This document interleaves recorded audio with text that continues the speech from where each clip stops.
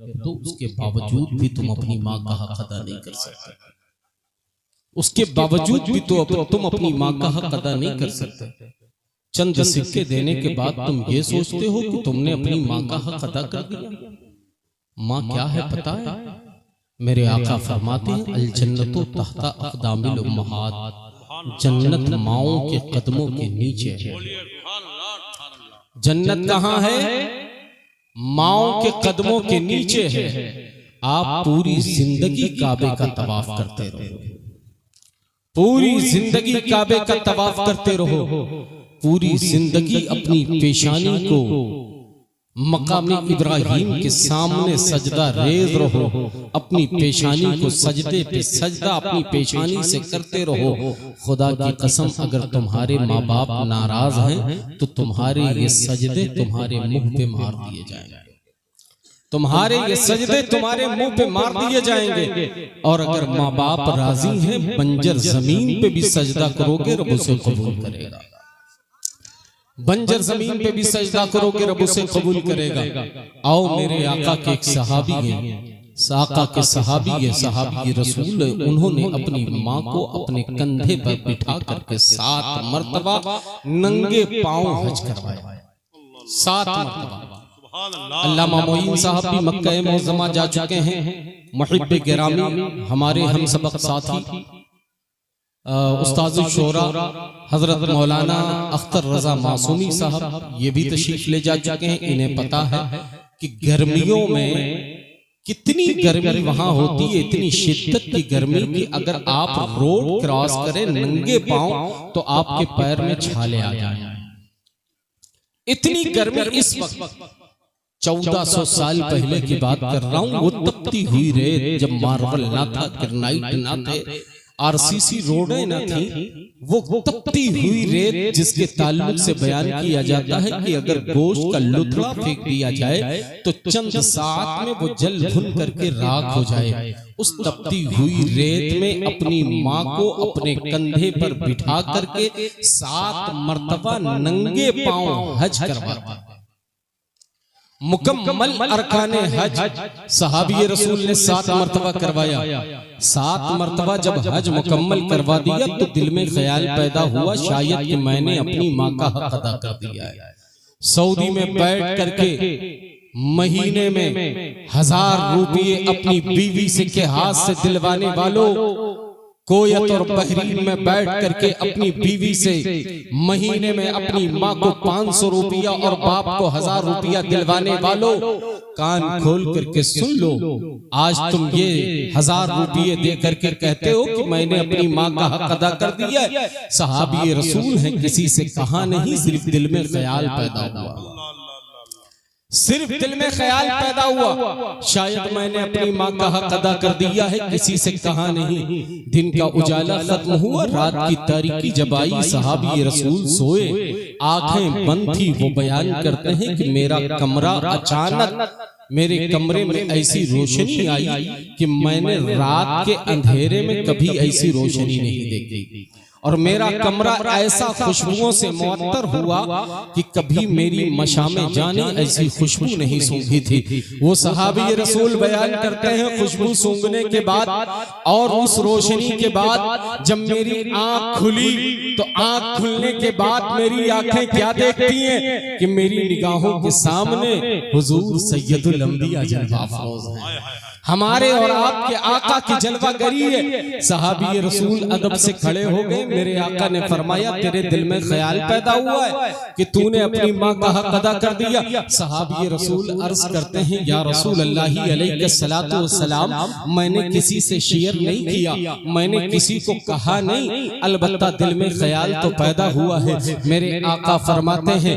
ओ मेरे गुलाम, तुम माजी का जमाना याद कर, अपना पिछला जमाना याद कर। जब तू छोटा था तेरे पैरों में चलने की ताकत न थी, जबान में बोलने की ताकत न थी, रात में तुझे इस्तिंजे की हाजत जब होती है तो अपनी माँ से न कह सका कि मुझे पेशाब करना है, तो अपने कदमों से जाकर के पेशाब न कर सका। मेरे आका फरमाते हैं तू छोटा था, तेरे पैरों में चलने की ताकत न थी, जबान में बोलने की कुव्वत न थी, माँ के बिस्तर पे ही तूने पेशाब कर दिया। तेरी माँ सौमो सलात की पाबंद थी, मुत्तकी परहेजगार थी। तेरी माँ पाकी को पसंद करती थी, तेरी माँ निजाफत को पसंद करती थी। तेरी माँ की निजाफत ने यह गवारा न किया कि पूरी रात वो नापाक बिस्तर पर सोई रहे। मेरे आका फरमाते हैं हद से ज्यादा सर्दी थी, इतनी सर्दी कि लोग घर के बाहर निकलना पसंद नहीं करते थे। मेरे आका फरमाते हैं इतनी सर्दी कि लोग घर के बाहर निकलना पसंद नहीं करते थे, मगर फिर भी तेरी माँ उस सर्दी के आलम में बिस्तर को लेकर के बाहर जाती है, तुझे अपने सीने से लगाती है, तुझे अपने सीने की गर्मी देती है, ऊपर से चादर तुझे उड़ाती है कि कहीं मेरा महकता हुआ गुलाब कुमला न जाए, कहीं मेरे बेटे को मुखालिफ हवा न लग जाए, कहीं मेरा बेटा बीमार न हो जाए, कहीं मेरे बेटे को सर्दी न सताए। तुझे अपने सीने से लगा करके चादर से उड़ा करके तुझे घर के बाहर ले जाती है और उस बिस्तर को धोती है। मेरे आका फरमाते हैं तेरी माँ की गुर्बत का आलम ये था कि तेरे घर में कोई दूसरा बिस्तर न था, उसी गीले बिस्तर को तेरी माँ ने बिछाया और उसी गीले बिस्तर पे तेरी माँ पूरी रात सोई रही। मेरे आका फरमाते हैं तेरी माँ की ममता ने ये गवारा न किया कि तुझे गीले बिस्तर पे सुलाए, तुझे अपने सीने से लगा के रखा और सीने की गर्मी ले देती रही और खुद पूरी रात गीले बिस्तर पे सो करके गुजार दिया। मेरे आका फरमाते हैं तो पूरी जिंदगी की बात करता है, अभी तो तूने उस रात का भी हक अदा नहीं। नाराए तकबीर, नाराए रिसालत, मसलके आला हजरत, अजमते वालिदैन कॉन्फ्रेंस। तो पूरी उम्र की बात करता है, 7 हज करवा करके अभी तूने उस रात का हक अदा नहीं किया है। ओ मजहब इस्लाम के शहजादों, ओ मेरी कौम के नौजवानों, मैं तुमसे पूछना चाहूंगा, तुम किस जबान से 1000 रुपया दे करके अपने बाप से कहते हो, गुर्रा करके कहते हो कि तुमने मेरे साथ किया क्या है, मैंने तुम्हारा हक अदा कर दिया है। तुम अपनी माँ से ऊंची आवाज में बात करते हो, ये कहते हो कि तुमने मेरे साथ किया क्या है, मैंने तुम्हारा हक अदा कर दिया है, तुम्हारा हक अदा कर दिया है। ओ मजहब इस्लाम के शहजादों, आओ मैं बताऊं, अभी 15 दिन पहले मैं अरब मुल्क में था, वहां अल हसा एक जगह है, वहां मेरी गुफ्तगू हुई। मैंने उन लोगों से कहा जो सऊदी में लोग रहते हैं, तकरीबन 450 से 500 का मजमा था। मैंने कहा ओ मुसलमानों, ओ मेरी कौम के नौजवानों, ये बताओ तुम फोन से रोज अपनी बीवी से बात करते हो, तुम फोन से दिन में कम से कम 4 से 5 मरतबा तुम अपनी बीवी से बात करते हो। जब तुम अपनी बीवी से बात करते हो उस वक्त घर में तुम्हारी माँ भी मौजूद होती है, उस वक्त घर में तुम्हारा बाप भी मौजूद होता है, तुम्हारी माँ भी चाहती है, तुम्हारी माँ भी तड़पती है, काश मेरा बेटा मुझसे बात कर लेता, काश मेरा लाल मुझसे बात कर लेता, काश मेरा लड़ते जिगर मुझसे बात कर लेता, काश मेरी आंखों का नूर मुझसे बात कर लेता, काश मेरे दिल का सुरूर मुझसे बात कर लेता। हमने कहा नौजवानों, तुम्हारी माँ हिंदुस्तान में तड़प रही है, तुम यहाँ से बार-बार अपनी बीवी को फोन करते हो। मैं ये नहीं कहता अपनी बीवियों को फोन ना करो, अपनी बीवियों का जिस तरह ख्याल रखते हो, खुदा की कसम दिन में 1 मरतबा अपनी माँ से भी बात कर लिया करो, जिसमें तुम्हें जिंदाबाद जिंदाबाद जिंदाबाद। दिन में 1 मरतबा अपनी माँ से भी बात कर लिया करो, दिन में 1 मरतबा अपने बाप से भी बात कर लिया करो। न जाने कितनी ऐसी माएं हैं जो तड़प रही हैं, मेरा बेटा मुझसे बात नहीं करता, मेरा बेटा मुझसे बात नहीं करता। ओ मजहब इस्लाम के शहजादों, कहाँ जा रहे हो, किस रास्ते पे तुम चल रहे हो, कौन सा रास्ता तुमने इख्तियार कर लिया है, अपने ज़मीर का सौदा तुमने किस मार्केट में कर दिया है, अपने ज़मीर को तुमने कहां बेच दिया है, किस मोहब्बत में तुम गिरफ्तार हो। ओ मजहब इस्लाम के शहजादों, आओ मैं बताऊं माँ कौन है, माँ होती क्या है। माँ की दुआ की जरूरत किसे नहीं है, माँ की दुआ की जरूरत वक्त के आलिम को भी है, माँ की दुआ की जरूरत वक्त के फाजिल को भी है, माँ की दुआ की जरूरत एक मुफ्ती को भी है, माँ की दुआ की जरूरत एक कुतुब को भी है, माँ की दुआ की जरूरत एक अब्दाल को भी है, माँ की दुआ की जरूरत ताबईन को भी है, माँ की दुआ की जरूरत तबे ताबईन को भी है, माँ की दुआ की जरूरत इमाम मुज्तहिदीन को भी है, माँ की दुआ की जरूरत सहाबा को भी है, माँ की दुआ की जरूरत नबी को भी है। दुनिया में कोई ऐसा शख्स नहीं जिसे माँ की दुआ की जरूरत न हो। ओ मत तो भीग के खुशअकीदा सुन्नी मुसलमानों, मैं तुमसे पूछना चाहता हूँ, जब वक्त के नबी को माँ की दुआ की जरूरत है तो तुम किस खेत के मूली हो, तुम कहाँ बिगड़े हुए हो, तुम कहाँ घूम रहे हो? तुम ये समझते हो कि माँ की दुआ की जरूरत तुम्हें नहीं है? आओ मैं आपको बताऊं, हजरत मूसा कलीमुल्लाह है, जब कोहे दूर पे जाया करते थे, कोहे दूर पे जाया करते थे तो पिला झजक जाया करते थे, कोई डर नहीं, कोई खौफ नहीं, मगर आपकी वालिदा के वसाल के बाद रब्बे कदीर ने फरमाया मूसा अब कोहे दूर पे संभल कर के आना, अब कोहे दूर पे होशियार होकर के आना। मूसा कलीमुल्लाह अर्ज करते हैं मौला इससे पहले कभी तूने नहीं कहा कि कोहे दूर पर संभल कर के आना, कोहे दूर पे होशियार होकर के आना। आज मौला तू कह रहा है संभल कर के आना, आज कह रहा है होशियार होकर के आना, आखिर वजह क्या है? तो रब्बे कदीर ने फरमाया ओ मूसा कलीमुल्लाह सुनो, अब तक तुम्हारी माँ जिंदा थी जो तुम्हारे हक में दुआ किया करती थी, अब तुम्हारे हक में दुआ करने वाली तुम्हारी माँ न रही, इसलिए कोहे दूर में तुम्हें संभल कर आना, जिंदाबाद कोहे दूर पे तुम्हें संभल करके आना होगा। वो मजहब इस्लाम के शहजादों कहाँ खोए हुए हो, कहाँ भटक रहे हो? किसी माँ की दुआ की जरूरत नहीं है। आओ मैं आपको बताऊं, सही हुजूर महबूब सुबहानी है, कुतुब रब्बानी है, शेख लामकानी है। कौन हुजूर महबूब सुबहानी है? आइए मैं आपको बताऊं, आज की माओ की भी जो है मैं बात कर लूं, आज की माएँ कितनी प्यारी है, आज की माएँ कितनी अच्छी है। कल की माएँ जब कुरान की तिलावत किया करती थी, कल की माएँ जब दूध पिलाते वक्त जो है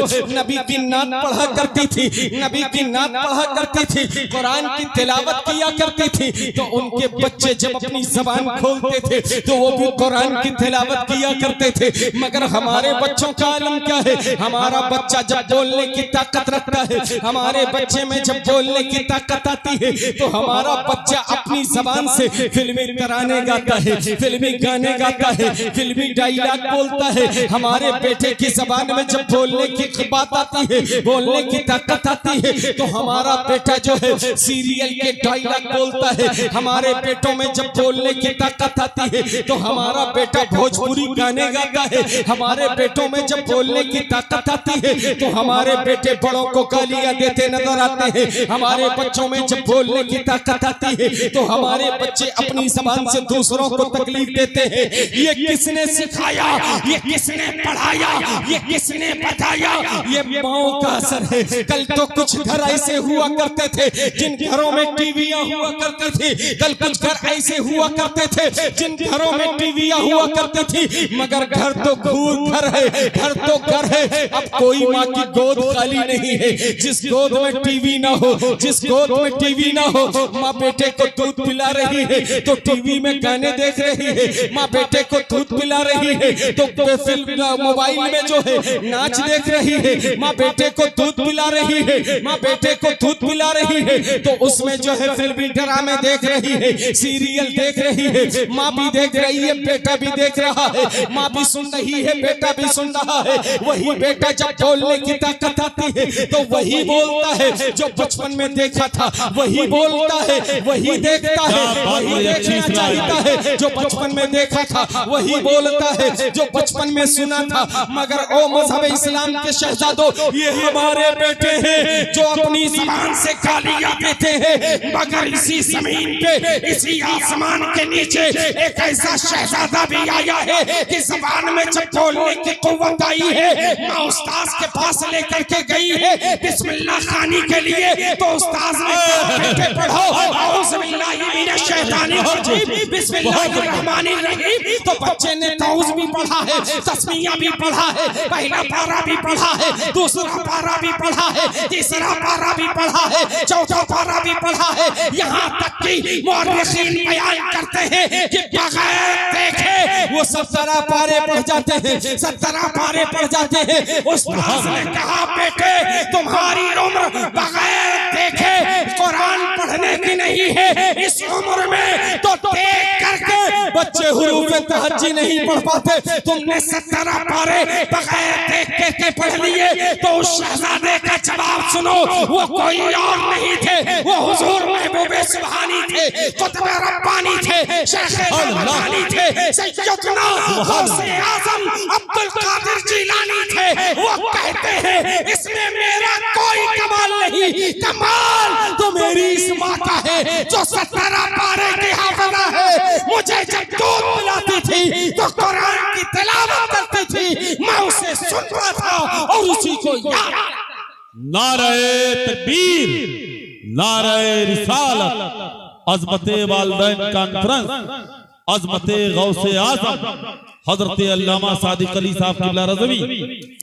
मैं उसी को सुनता था, सुन करके याद करता था, वो हुजूर महबूब सुभानी है। मगर हमारी माओ के पेट से निकलने वाले बच्चे, हमारी माओ की गोद में पलने वाले ये बच्चे, इनकी जबान पे महबूब सुभानी का नाम नहीं है, इनकी जबान पे ख्वाजा गरीब नवाज का नाम नहीं है, इनकी जबान पे आला हजरत का नाम नहीं है, इनकी जबान पे सैयदुश शुहदा फिल हिंद सैयदे सालार मसूद गाजी का नाम नहीं है। इनकी जबान पे एक नाम है पठान, इनकी जबान पे एक नाम है पठान। वो कैसा नाम है? अभी एक मूवी चली थी कुछ दिन पहले, बच्चों की जबान पे एक जुमला था पठान, औरतों की जबान पे एक जुमला था पठान, नौजवानों की जबान पे एक जुमला था पठान, हर एक की जबान पे एक जुमला था पठान। आज माहौल क्या हो चुका है? आज माहौल क्या है?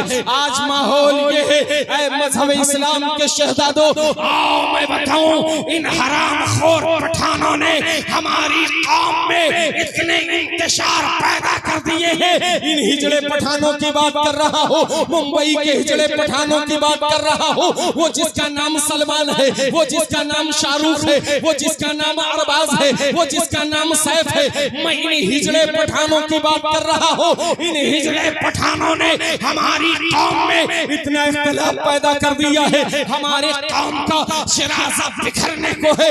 आज हमारा नौजवान, वो नौजवान जिसके हाथ में जो है, जिसके हाथ में तस्बीह होनी चाहिए थी, जिसके हाथ में मुसल्ला होना चाहिए था, इन मक्कारों ने, इन हिजड़े पठानों ने हमारे नौजवानों को नशेड़ी बना दिया है, हमारे नौजवानों को गंजड़ी बना दिया है, हमारे नौजवानों को जुआड़ी बना दिया है, हमारे नौजवानों को अय्याश बना दिया है, हमारे नौजवानों को फहाशी करने वाला एक नौजवान बना दिया है। और इन पठानों ने इन हमारे नौजवानों के चेहरों से हया को छीन लिया है, गैरत को छीन लिया है, हमारे जिस्म से इस्लामी लिबास को छीन लिया है, हमारे चेहरे से इस्लामी शिआर को छीन लिया है, हमारे सर से ताज को छीन लिया है। ये इन हिजड़े पठानों की बदौलत है। और हमारी बहन बेटियों का आलम क्या है? हमारी बहन बेटियों को खातूने जन्नत समझ में नहीं आती। हमारी बहन बेटियों को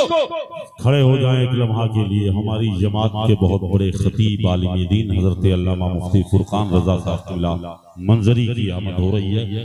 नारे तकबीर, नारे रिसालत, मसलके आला हजरत अल्लामा मुफ्ती फुरकान रजा साहब क़िबला, शायर इस्लाम अमीर हमजा साहब क़िबला, नारे तकबीर। आप हजरात बैठे। अभी आप तमामी हजरात को एक नात भी समाप्त करनी है और एक पुरमस खिताब भी समाप्त करना है। बैठे आप, बैठे। मैं उन पठानों की बात कर रहा हूं, उन हिजड़े पठानों की बात कर रहा हूं जिनके तुम दीवाने हो। मैं नौजवानों तुमसे ये पूछना चाहता हूं, उन हिजड़े पठानों में तुम्हें दिखता क्या है? क्या देख करके तुम उनके दीवाने हो? क्या देख करके तुम उनसे मोहब्बत करते हो? क्या देख करके तुम उनसे इश्क करते हो? क्या वो बहुत बड़े खूबसूरत हैं? क्या उनमें जो है बहुत हुस्न है? अरे हुस्न उनमें कहाँ है? खूबसूरती उनमें कहाँ है? ओ बद्दो भीख वालों, आओ खूबसूरती देखनी है तो बरेली के पठान को देखो, ताजुश्शरिया को देखो। वो ऐसा हुस्न है, अपने हैं, गैर भी देखे तो कदमों में गिर जाए और ये कहे मुझे दायरे इस्लाम में दाखिल। सुभान अल्लाह, सुभान अल्लाह। मुझे दायरे इस्लाम में दाखिल कर लो। तुम उन हिजड़े पठानों की तरफ जा रहे हो। उन्हीं हिजड़े पठानों की वजह से आज हमारा नौजवान मस्जिद से दूर दिखाई दे रहा है। आज हमारा नौजवान खानकाहों से दूर नजर आ रहा है। आज हमारा नौजवान मसाजिदों से दूर नजर आ रहा है, मदारिसों से दूर नजर आ रहा है, उलमा की सोहबत से दूर नजर आ रहा है। बताइए ये महफिल है, इज्जत माब मोइनुद्दीन भाई ने इतना पैसा खर्च किया है, लोगों को बैठने के लिए कुर्सी का एहतमाम किया है, मगर कुछ उन हिजड़ों की मोहब्बत जिनके दिलों में है वो आ तो गए हैं, आ तो जाते हैं ऐसी महफिलों में, मगर इधर उधर लेफ्ट राइट करते रहते हैं, इधर उधर लेफ्ट राइट करते रहते हैं। ये तो हमारे नौजवान हैं, हमारी माओ का हाल क्या है आओ मैं तुम्हें बताऊं। इनसे कहो तुम खातूने जन्नत की कनीज बन करके रहो, इनकी समझ में नहीं आता। इनसे कहो राबिया की कनीज बन करके रहो, इनकी समझ में नहीं आता। इनसे कहो हजरत ज़ैनब की कनीज बन करके रहो, इनकी समझ में नहीं आता। इनसे कहो हजरत सगरा की कनीज बन करके रहो, इनकी समझ में नहीं आता। इनसे कहो हजरत रुक़ैया की कनीज बन करके रहो, इनकी समझ में नहीं आता। इनकी समझ में तो वो उर्फी जावेद आ रही है, वो लखनऊ की नंगी औरत आ रही है, वो कुतिया हरामखोर जिसने कपड़ों का जनाजा निकाल दिया, जिसने औरतों की हया को लूट लिया, औरतों के पर्दे को मिसमार कर दिया, औरतों के पर्दे पे जिसने आग लगा दी। तुम उर्फी जावेद की बात कर रही हो, तुम उर्फी जावेद को फॉलो कर रही हो। आओ मैं तुम्हें बताऊं, अगर तुम्हें उर्फी जावेद को फॉलो किया है तो याद रखो उर्फी जावेद का ठिकाना खुदा की कसम जहन्नम है, तुम्हारा भी ठिकाना बहुत बहुत अच्छा पैगाम, जिंदाबाद। तुम्हारा भी ठिकाना जहन्नम होगा। हमने सुना है कि कुछ औरतें भी डीजे के सामने नाचती हैं। मर्द तो मर्द हैं, मर्द तो मर्द हैं, औरतें भी नाचती हैं। आओ मैं बताऊं, एक मर्तबा मेंढक और चूहिए के दरमियान ये हुआ, एक दूसरे से कहा हम एक दूसरे से दोस्ती कर लें। मेंढक ने कहा तुम बाहर रहते हो मैं अंदर, चूहे से कहा तुम बाहर रहते हो और मैं अंदर रहता हूँ, पानी में तुम खुश्की में, तो ये खुश्की में तुम हो पानी में मैं हूं, तो दोस्ती कैसे हो सकती है। कहा एक काम करो, एक दोनों के पैर में रस्सी बांधते, दोनों के पैर में रस्सी बांधते और एक दूसरे की जब जरूरत होगी तो तुम्हें जब जरूरत होगी तुम खींचना, मैं करीब आ जाऊंगा, और मुझे जरूरत होगी तो तुम खींचना, मैं आ जाऊंगा। कुछ दिन तक ये रिश्ता चलता रहा, ये दोस्ती चलती रही। एक दिन एक परिंदा देखा कि दरिया के किनारे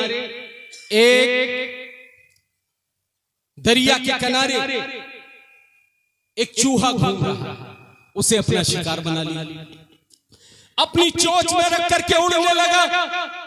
अपनी चोंच में रख करके जब वो परिंदा उड़ा, चूहे को लेकर के जब रस्सी टाइट हुई तो मेंढक चिल्लाने लगा, मेरी खता क्या है, मेरा गुनाह क्या है, मैंने क्या किया था कि तूने मुझे लटका लिया। परिंदा कहता है तेरा कोई गुनाह नहीं, तेरी कोई गलती नहीं, और मैंने तुझे पकड़ा नहीं है, पकड़ा तो इसे है, इसकी दोस्ती तुझे ले जा रही है। तो मुसलमानों, मैं तुमसे कहना चाहूंगा इन हिजड़ों का चक्कर छोड़ो, और अपनी माँ से कहना चाहूंगा उर्फी जावेद का चक्कर छोड़ो, और खातूने जन्नत की कनीज बन जाओ, वरना ये कुत्ते जहाँ जाएंगे तुम्हें वहीं लेकर जाएंगे। तुम्हें मोहब्बत करनी है तो बरेली के पठान इमाम अहमद रजा खान से करो, वो भी जाएंगे, तुम्हें भी लेकर जाएंगे, और ये कहते हुए जाएंगे तुझसे और जन्नत से क्या मतलब, वहां भी दूर हो, हम रसूलुल्लाह के, जन्नत रसूलुल्लाह। नारे तकबीर, नारे रिसालत, मसलके आला हज़रत जिंदाबाद। माँ क्या होती है, माँ कहते किसे हैं, ओ मजहब इस्लाम के शहजादो, आओ मैं आपको बताऊं माँ किसे कहते हैं। एक घर है, बाप का इंतकाल हो गया, सिर्फ माँ और बाप और एक बच्चा, चौथा कोई नहीं। बाप का इंतकाल हो गया, बाप के इंतकाल के बाद बाप की जितनी दौलत थी वो बच्चा सारी दौलत गरीबों, यतीमों, मिस्कीनों में लुटाने लगा। गरीबों में, यतीमों में, मिस्कीनों में लुटाने लगा। बड़ा मशहूर हो गया। अल्लाह ने इज्जत दी उसे।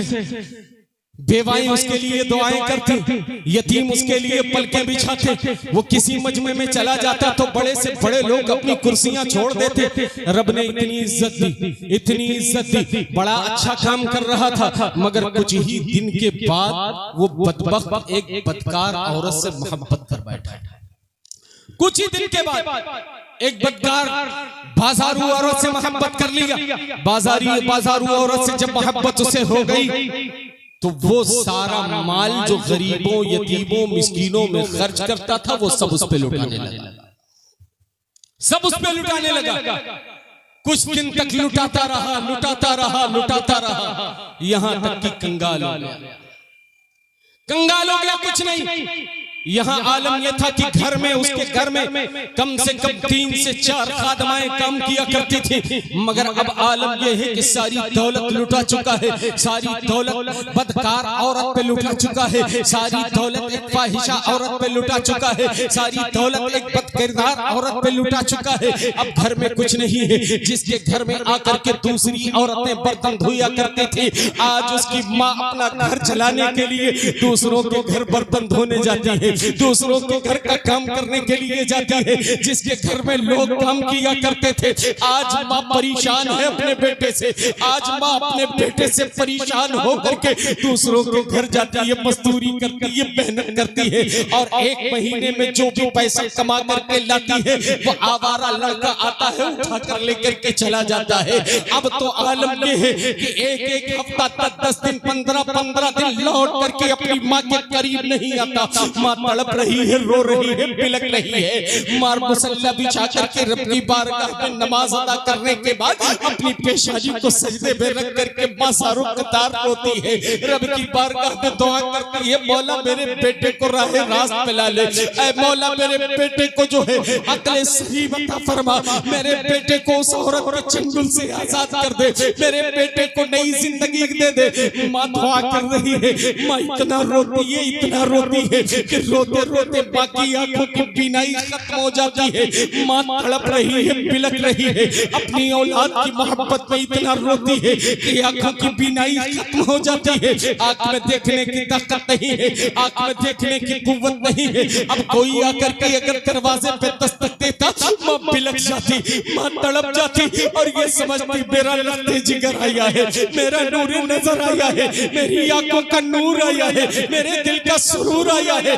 मेरे आंखों का नूर आया है, मेरे दिल का सुरूर आया है, मेरा लफ्ते जिगर आया है। जब जाकर के दरवाजा खोलती तो अब आवाज किसी और बच्चे की सुनती, मायूस होकर के घर के अंदर चली जाती, मायूस होकर के घर के अंदर चली जाती। कुछ दिन तक इसी तरह माँ तड़पती और बिलखती रही, माँ तड़पती और बिलखती रही। कुछ दिन ऐसे ही चलता रहा। जब वो कंगाल हो गया, जब वो फटीचर हो गया, अब उसके पास कुछ भी ना रहा, फूटी कौड़ी ना रही, तब वो औरत अब अपना दामन छुड़ाना चाहती है कि इससे मैं अपना दामन छुड़ाऊं तो कैसे छुड़ाऊं। कह नहीं पा रही है कि मेरा साथ छोड़ दो, कह नहीं सकती है कि मेरा साथ छोड़ दो। अब तेवर चेंज हो गए हैं, लहजे चेंज हो गए हैं और उससे दूरी इख्तियार कर रही है, मगर कह नहीं पा रही है। और ये चिपका हुआ है, ये हटने का नाम नहीं ले रहा है, ये हटने का नाम नहीं ले रहा है। वो दूरी बनाना चाहती है और ये करीब जाना चाहता है, वो दूरी बनाना चाहती है, ये करीब जाना चाहता है। आखिरकार उसने सोचा कि इससे दामन किस तरीके से छूटे, इसके मैं से आजादी किस तरीके से मिले। तो इसने एक दिन बुला करके कहा, अगर तुम मेरी मोहब्बत पर सच्चे हो तो क्या मेरी बात मान सकते हो, क्या मेरी बातों पे अमल कर सकते हो। कहा मैं तेरी मोहब्बत में सच्चा हूँ, अगर तू कहे तो आसमान से तारे तोड़ लाऊं, अगर तू कहे तो ये कर दूं, तू कहे तो वो कर दूं, तू कहे तो ताजमहल बनवा दूं, तू कहे तो कुतुब मीनार बनवा दूं, तू कहे तो शीश महल बनवा दूं। जेब में फूटी कौड़ी नहीं है और ख्वाब आसमान से तारे तोड़ने के देखे जा रहे हैं, ख्वाब ताजमहल बनाने के देखे जा रहे हैं, ख्वाब कुतुब महल बनाने के देखे जा रहे हैं। उसने कहा अगर तुम मेरी मोहब्बत में सच्चे हो तो मेरी शेख शर्त है, तुम्हें माननी होगी। उसने कहा कौन सी शर्त है? कहा मैं ये चाहती हूँ कि तुम अपने माँ का दिल निकाल करके मेरे पास लाओ, अपनी माँ का दिल निकाल करके मेरे पास लाओ।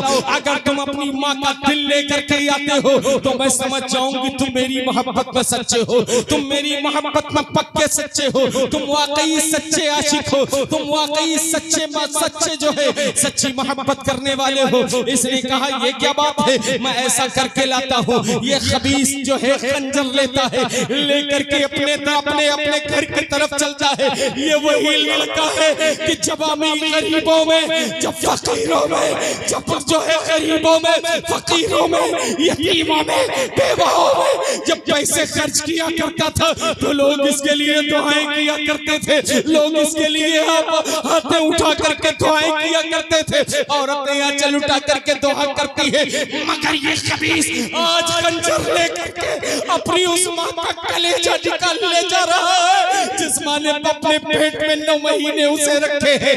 आज ये खंजर लेकर के अपनी माँ का दिल निकालने जा रहा है, अपनी उस माँ का दिल निकालने जा रहा है जिस माँ ने अपने सीने से इसे दूध पिलाया है। आज खंजर से अपनी उस माँ का दिल निकालने जा रहा है जिस माँ ने इसे ऐसा पाला है, ऐसा पाला है कि धूप से भी बचाया है, हवा से भी बचाया है, पानी से भी बचाया है। और तुम घर में जो है अपनी सास की ताने सुनती रही, अपनी जो अपने घर में अपने ननद की ताने सुनती रही, देवरों के ताने सुनती रही, मगर अपने बेटे का मुकम्मल ख्याल किया है, अपने बेटे का मुकम्मल ख्याल किया है। आज वही बेटा है जो अपने हाथ में खंजर लेकर के अपनी माँ का दिल निकालने जा रहा है। जब वो खंजर लेकर के अपनी माँ का दिल निकालने चला होगा तो जमीन ने क्या कहा होगा, आसमान ने क्या कहा होगा, ये शम्सो कमर ने क्या कहा होगा, बहरों ने क्या कहा होगा, वो मंजर कैसा मंजर रहा होगा। ये खंजर लेकर के जब अपने माँ के करीब जाता है, दरवाजे के करीब जाता है, दरवाजे पे दस्तक देता है, माँ समझती है मेरा लफ्ते जिगर आ गया है, मेरा नूरे नजर आ गया है, मेरी आंखों का नूर आ गया है, मेरे दिल का सुरूर आ गया है।